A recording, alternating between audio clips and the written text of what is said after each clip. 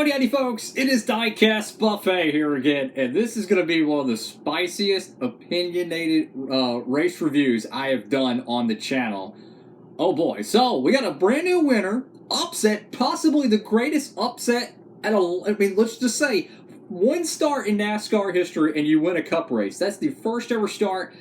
What is it, SVG? I have no idea. I don't know nothing about the driver, but apparently he's pretty good. He just won the inaugural street course race at Chicago, and we got some super spicy opinions. So I imagine they're going to be making a 164 diecast for this, race to win or not. The 124, that's probably going to be obvious. Back-to-back for Trackhouse. All three of the Trackhouse cars get a W. Last year at Suarez, of course, Chastain last weekend at Nashville, which was a better race in my opinion, and then the 91 car. Make sure to go pre-order this diecast over there at Circle Diecast. Use promo code DIECASTbuffet, and you will save on shipping any orders $30 or more. Alright, it's time to get into it. Okay, so I'm going to keep it 100% real with y'all. When they were doing the iRacing Pro Invitational events years ago, and they said, we're going to do a Chicago street course race. The minute I heard that, I knew it was a guarantee it was coming to the Cup Series. No shocker. 9 times out of 10, a rumor in NASCAR, or, oh, we're going to try this or try that, it's coming to the big show. It's coming to the Cup Series. 9 times out of 10, rumors are always true in NASCAR. It happens every year with silly season. It happens every year with the schedule changes or rule changes, whatever it may be. That being said, I had no interest in the street course race. I have no interest in it. I'm good. I'm not even a street course guy in IndyCar. I think they run, way too many of them. How many do they actually run? 8? Come on, man. We need more ovals in IndyCar racing. I've got some spicy opinions. So, I don't care for street course racing much at all. I'm going to keep it real. I'd rather go see Road America, Mid-Ohio. Hey, why not Laguna Seca? Anywhere. Sebring, anywhere. Road Atlanta, I couldn't care less. Anywhere. I like natural terrain road courses, right? This whole event was controversial because you had half of the fan base who hated it, and then you had half of the fan base that are like, this is great, this is innovative. And regardless which side you're on, you're going to get flack. That's just what it is. If you say you love the event, people will say, oh, you don't know what you're talking about. If you say you don't like the event, then they're like, oh, you're a boomer, doomer, you know? I just don't like street course racing. I personally feel like the first 20 laps of the Xfinity race, which was 20 or 26 laps, don't even get me started on the Xfinity race. Oh boy. You couldn't pass. They had double file restarts. They still couldn't pass. The track was pretty dry for the most part. It was still a little damp, but nowhere near it was at the start of the Cup race. You couldn't pass. It was a domination. Cole Custer led every lap. And I was like, yep, this track you cannot pass on. Sure enough, for the Cup Series, you could not pass. Most of the passes were either immediately on the restart or due to a wreck. Now, the 91 car, he passed everybody, but he had the best car by far. Plus, this is his discipline of racing, right? This would be no different than AJ Allmendinger just showing up at a random, random ARCA race on a road course, and none of these guys have done any road course racing on that racetrack or anything, and, AJ just showing up to show. What did he do it last year at Portland? He won an open wheel race at Portland. AJ shows up, wins the race. I'm just saying. So, a massive advantage right there for Shane to win this race. Hats off, Gotta, tip the cap, so to speak. It's super impressive to win a cup race in your first ever start, so I'm not knocking that at all. That's pure talent, right? God-given talent. But to me, you can't pass in this road course, or street course. You have sharp 90-degree angle turns, and it feels like if you try to get underneath someone, well, there's a wall there, and guess what? You hit it, you ping-pong, and you do the Austin Dillon effect, which I think Austin Dillon could have passed Justin Haley the first 3 laps of that late run in the Cup race. He didn't do it. He waited to the worst time, hit the wall, and unfortunately crashed. But I'm going to touch on the Xfinity race real quick. The Xfinity race was called 2 to 3 laps earlier than the halfway point. Now, this is the first time I have ever seen a NASCAR race called early before the halfway point and it not be, canceled and rescheduled. No, they said this is an official race. Points are paid out. It's an official trophy. This opens up a can of worms, and here's why.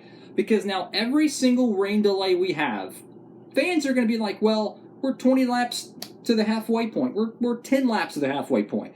Go ahead and call it. You already did it before, so every single rain delay moving forward, I know this was a crazy monsoon worth of rain, you're going to have a lot of scrutiny. So that's a can of worms right there that we're going to continue to see every rain delay for years and years to come. And in a lot of ways, with them calling the race early, regardless if it's 2 laps or 50 laps, the rule book says halfway you have to do it, unless in drastically, crazy scenarios. Apparently, there's a section in the rule book. I never knew that, but this is what I would have personally done. And there's no right way to do it. There's no way to make everyone happy. What I think they should have done is just cancel the Xfinity race. The 20-something laps, historically never happened. Reschedule that race date at a different road course and just have a doubleheader to make up the spot in the schedule. So they could have 2 races at Watkins Glen or 2 races at Road America, wherever they're going to, right? Keep it a road course because there's a lot of drivers who playing for that. That's what I would have done. Or run it on Monday. Or resume whatever. I don't know. I just think the best case scenario, in my opinion, would just call it, say it is officially canceled, and send it to a different road course to make up the scheduled date. That's what I think would have been the least amount of controversy, because it would have, historically, you would have been keeping within the halfway rule mark. But now, every single time you have a rain delay, people are going to be like, well, okay, so that's that. That bugged the crap out of me.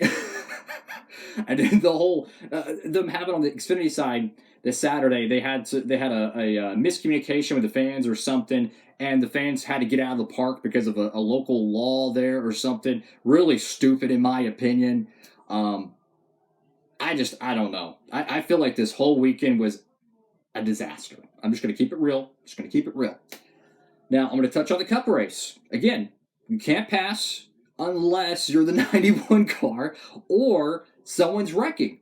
Now, I will say, though, if it had no weather at all, I feel like the Cup race would have been just as exciting as the Roval last year. It would have been 1 to 2 cars dominating, a few cautions here and there maybe, and just no aggressive driving. They went from double wide restarts in the Xfinity Series, still couldn't pass. They went to single file restarts in the Cup Series, and they could not pass much. Of course, some cars could, but it's nowhere near the amount of passing we have seen in the past at different racetracks, in my opinion. Like, if the Xfinity Series, which is arguably the most aggressive series out there at some of these tracks, if they can't even make passes, you can only imagine what the Cup Series, with how poorly they run on the road courses compared to Gen 6, is going to do. And they initially went to the single file restarts because the weather and the track was flooded, and then, of course, it dries out and they keep going with it. I cannot stand single file restarts. I'm going to be 1,000% honest with you. I cannot stand single file restarts. I knew during the pace laps, I'm like, I guarantee you the 91 car is going to win because the 31 has absolutely no chance to get underneath them.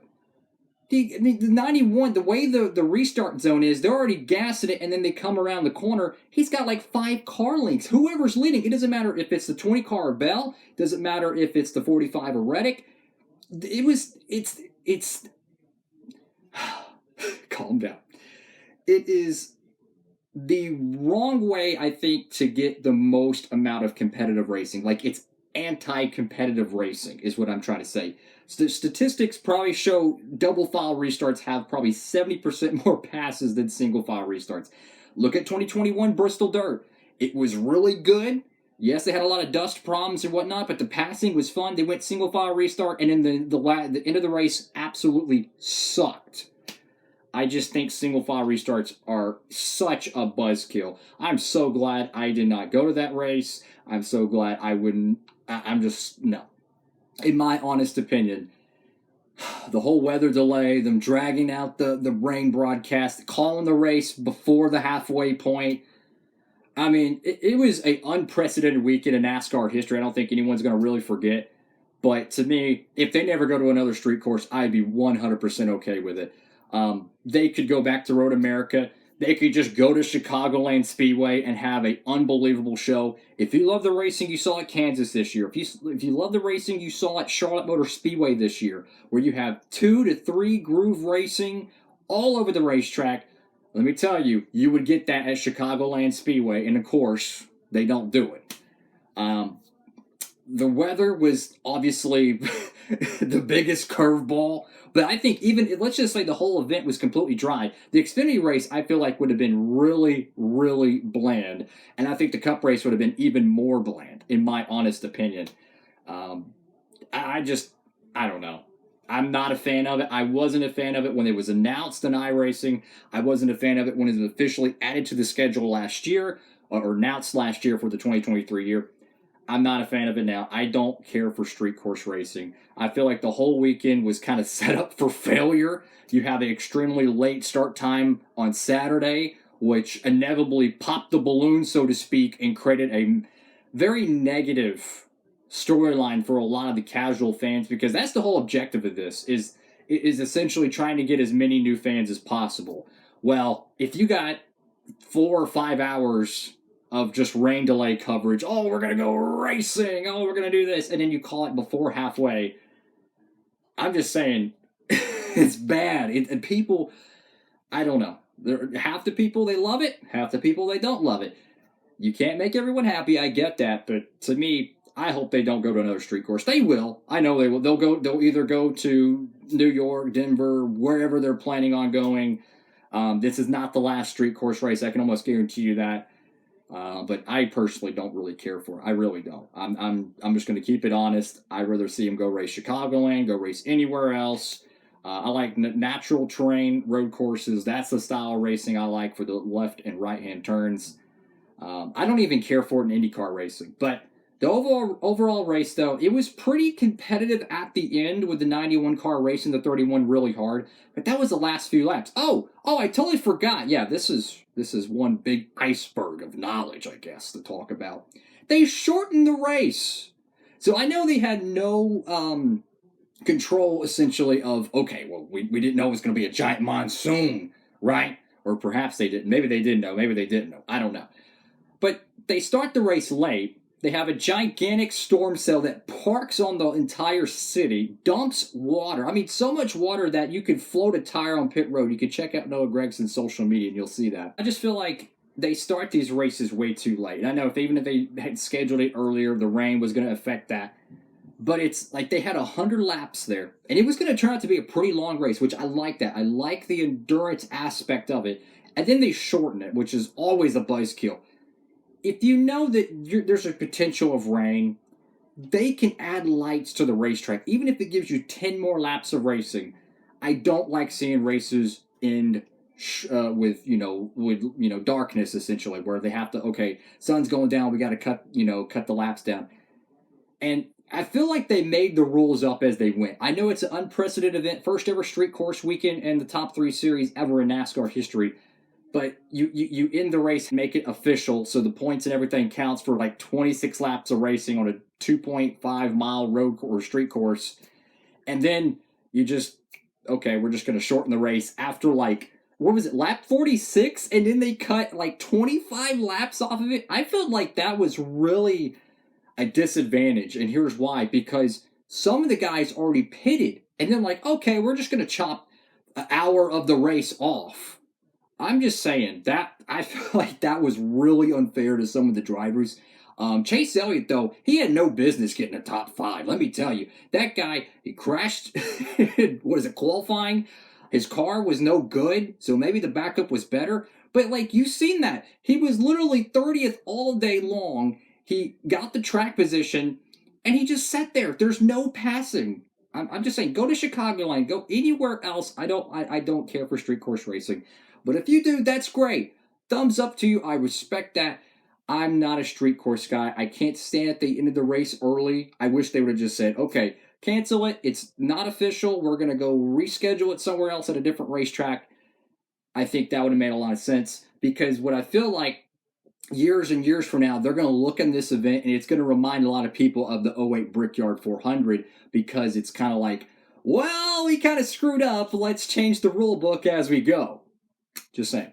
Thank you all so much for watching the video. Huge shout out to the 91 Camp winning. I still don't know much about that driver, but that's pretty cool to see a first-time winner in the Cup Series. I was really rooting hard for Justin Haley there at the end. I think that would have been really interesting for the playoff hunt. But, you know, hey, I'm cool with seeing new winners. I like seeing different guys win. My pick was also Tyler Reddick, but my sleeper was Ty Gibbs. And Chevrolet wins.